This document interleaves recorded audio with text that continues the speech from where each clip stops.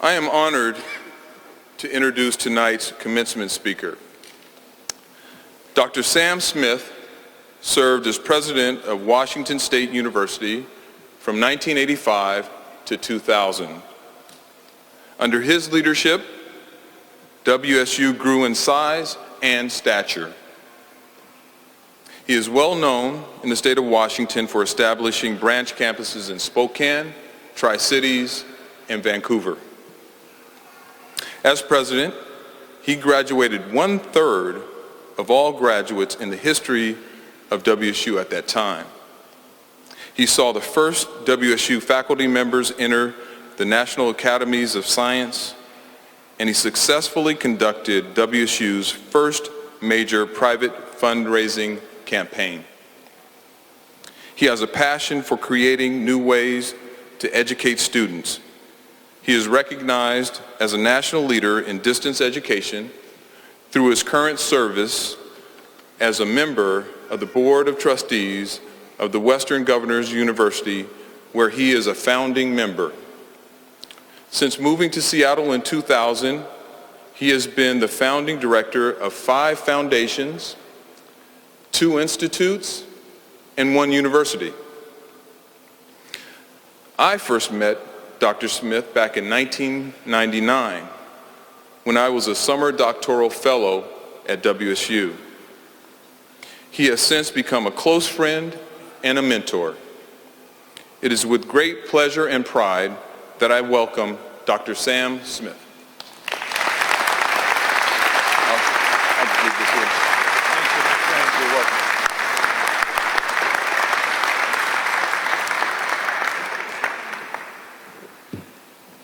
It's a real honor to be here tonight.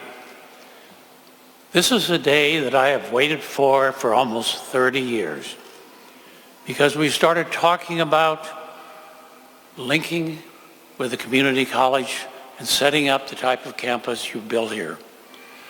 I also want to again thank Connie Naiva. I want to thank others that have been here fighting side by side over all these years. Now, you tonight, you're truly pioneers. You will go down in the history books as having been the first people to go through a commencement here. Now, there are 2 messages I'd like to leave you with tonight. As was mentioned, I was honored to have graduated almost 70,000 students, roughly 1/3, a little more than 1/3 of all the graduates at that time in WSU's history. What is so good from my point of view is I see these, and by the way, the other presidents and I have always called our graduates our kids. I see our kids 20 and 30 years later now and have a chance to talk to them, have a chance to see them, and to see what they've done with their lives. The 2 messages I'm going to leave with you are reinforced constantly by our students, our graduates. They're very simple. You really have some wonderful opportunities ahead of you. There is no question that you will be able to move ahead. But it really is going through this whole thing. I really want to make sure that you know that you have an opportunity to shape your future. What you should do are 2 things. 1, and I'll use a cliche, look out over the hill. Look out to your future. And 2, the best way to predict your future is to invent it. Let me repeat that. The best way to predict your future is you invent it. Now, WSU 30 years ago, we had a wonderful group of regents like we do now, but they were looking out over the hills and looking about how to serve most students here in the state of Washington.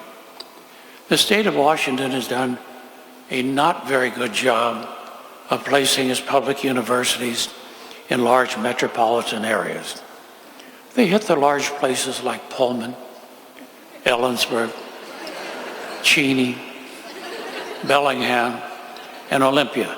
They did all right with that other school, which I won't mention tonight. But also they knew, the Regents quickly realized that they needed a base throughout the state. And that's when we started talking about and we established campuses, which were very, very unpopular at the time.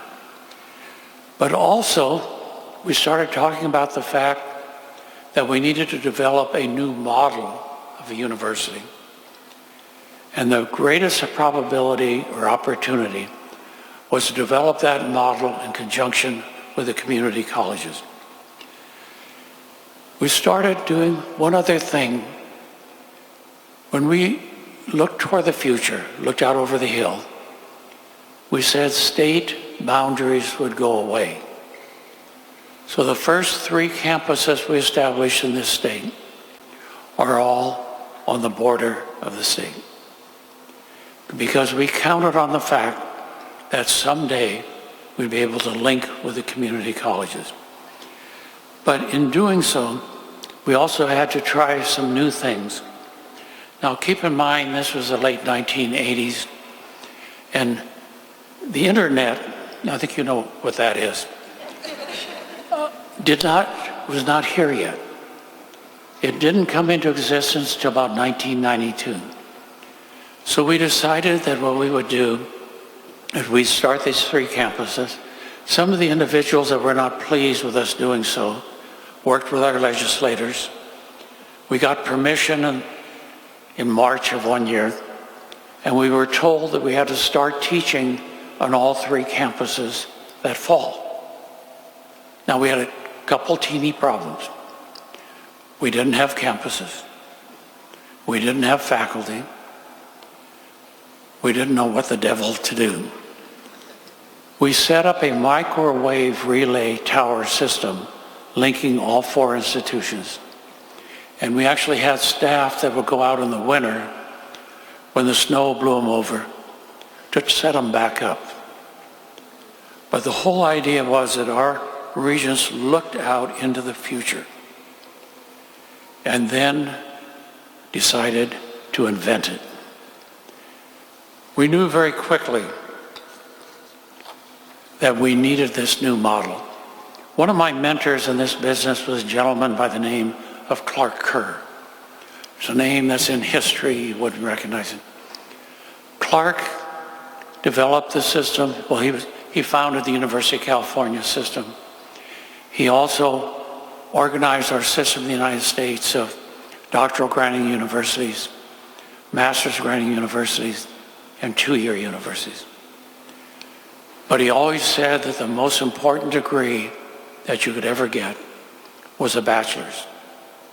And so I kept asking him, well, why didn't you develop a bachelor's type university? And he would give me that very patient look and say, when the public funding model of higher education breaks down, they will come out of the community colleges. That's what we're seeing. Thank goodness for that. Our son and I have had the pleasure of working in several states helping to develop these types of campuses. And by the way, they're called 2-4s. You can get a 2-year degree and you get a 4-year degree. But there are over 400 2-4s now within this country. Now, what does this mean to you? Look out over the hill and see what you want to do. Now, don't be so nebulous. Look out 5 years. Write down 2 things you want to be doing 5 years from now. Write down 2 things you want to be doing. One may be in how you're living. The other may be in the type of job you're in. But if you don't know where you want to go, you aren't going to get there. But write it down. Why do I say that? Because I mentioned these students that I see on a regular basis, our kids. They're encouraging me right now to write a book called Lunches with Sam, because usually we end up having lunch, and I ask them, what do you wish you had done 20 and 30 years ago? You're now in your 40s and 50s. What do you wish you had done? Very, very often I hear saying, I thought the world would come to me. I had a degree. I thought I had it made. I wish I had picked just a couple of things to aim for. Now you may change them 20 times. But as I repeat, if you don't know where you want to go, you're not going to get there. And secondly, the world is changing rapidly, and I hate to tell the graduates here, but for those of us who study generational change, you're part of what they call the older generation. Sorry about that. From a technology viewpoint, a generation is roughly 10 years. Think of people 10 years younger than you, what they think is normal. And, okay, how many of you still use that old-fashioned thing called email? Try talking to an 11 or 12-year-old and mention email. They may not know what it is. But also, let me put this change into a perspective. Back in 1969, I got talked into a duty by a friend of mine that I should have known better. I agreed to drive his mother-in-law from New York City to State College, Pennsylvania, where Penn State is. About a 6.5, 7-hour drive. I got there, it was 1969. I pulled in, I picked her up. She was a very proper Southern lady. She gets in the car, she's got her purse on her lap, she's holding the handles, and for the first 20 minutes, she doesn't say a thing. I'm thinking this is going to be the longest drive, the most boring drive I've ever made. After a couple minutes, she turned to me and said, "Young man, do you know what happened today?" I said, "What do you mean?" She said, "You know, I just flew around the world in the Concorde and arrived in New York City where you picked me up." I said, "Yes." Obviously I knew. She said, "You know what else happened today?" I said, "A man landed on the moon." She says, "Yes." She said, "Do you know the changes you're going to see?" I said, "Well, what do you mean?" She said, "My daddy took me to Kitty Hawk. I saw the first flight." So here's a person that saw the first flight. And by the way, she claimed one of the Wright boys was a flirt, but that's another story. we won't get into that. But she pointed out all of the changes that she'd seen in her life. I suggest you don't get too caught up in today, but look at the changes that are coming. If you want to put it in perspective, ask your parents or your grandparents what they did at school in a typical day, what they did when they came home, and what they did for entertainment. Then compare that today.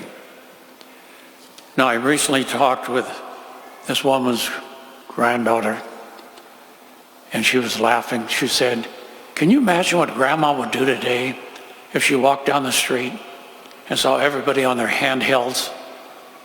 She'd think they were nuts, because the concepts are changing so rapidly.